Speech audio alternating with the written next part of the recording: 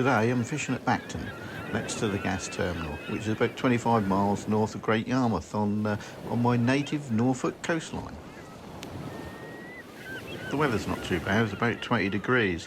There's a little sun now and again which warms it up. There's still a strong wind though, but it's mostly westerly, so it's coming sort of at my back, so off the land, so that's not so much a problem, except that it does whip the sand up every so often, which is a bit of a pain. Bait today is frozen herring, and I got 50 lugworm, which I picked up in West Runton on the way here this morning.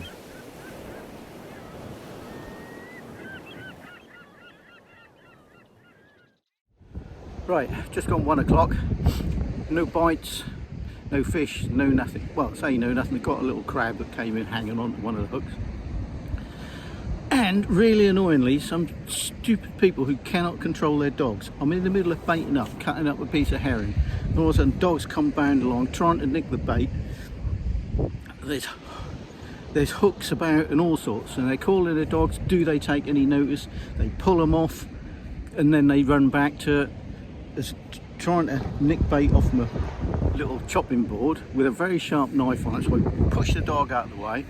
Stupid woman who comes after me, oh, you can't hit my dog, don't you hit my dog. I said, oh, I'm not hitting your dog, I'm pushing you out of the way because there's a razor sharp knife there, it'll cut itself on.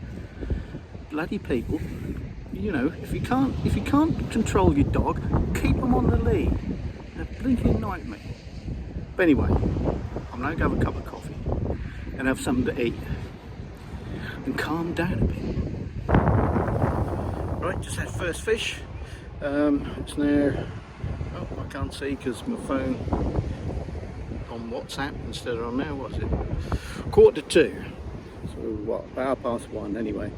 Hour and a half after low tide. Had my first fish, a dogfish, and it had swallowed the hook really deeply, and would it keep still? I had a hell of a job trying to keep it still so I could get the thinking hook out. But I did eventually anyway. It was still pretty lively when it went back, so hopefully that's okay. If I get you another one like that, it's deep hooked, I might just take it home. Never eaten one, but they're supposed to be not too bad to eat, so I might very well just keep the next one, if I do another one.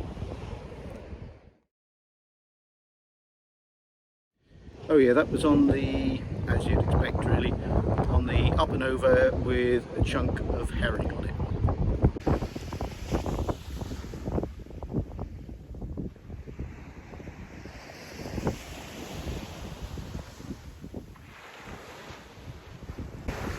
That's the up and over rig I've been using to use herring on it. Right, second fish, the inevitable whiting. About 30 odd centimetres, not really quite big enough to keep, but not far short. I've got it in a bucket of water at the minute, just to see whether it'll survive, because as usual, I swallowed the hook, and you know what they're like, they don't like to survive, do they? Quite lively if you pick it up, but that's about it really. So other than that, they're sort of more or less laying upside down in the bucket. So we'll see what happens. Right, not so much in the bucket now. Maybe this one will come home with me.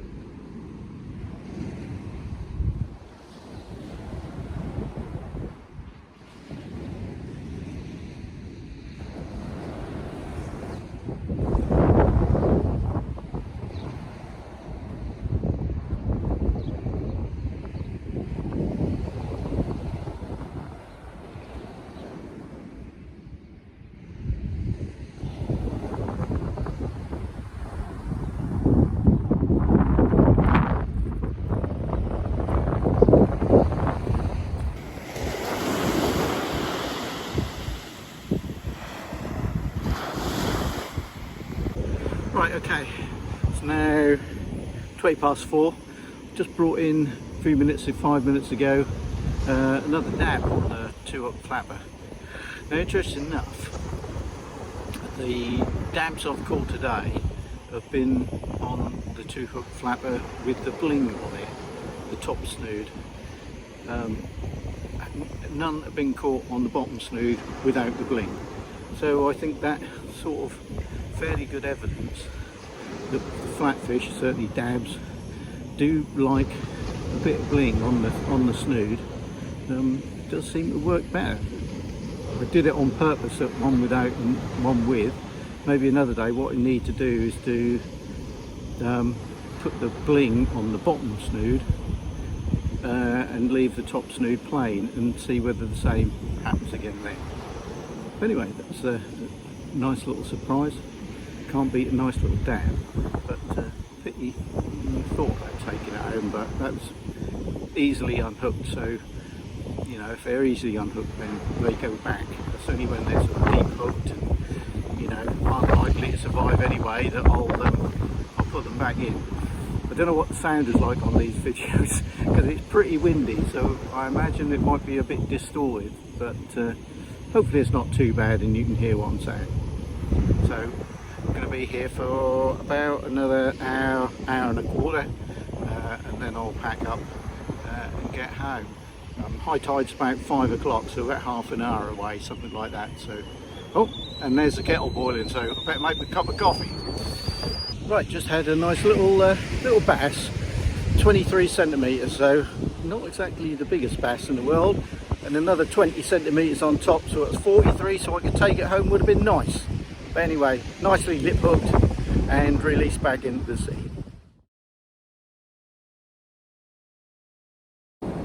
Right, now I'm going to get the rods in, flapper. I'll have to put some little bits of herring on because I haven't got any lugworm left, so I'm going to stick them on, and then I'll give that, I don't know, that'll be the last cast for the flapper. Then I'll get the up and over in, one fresh bait on that, and that'll be the last cast for that as well. So let's just go and see whether we've got anything. I doubt it, but you never know.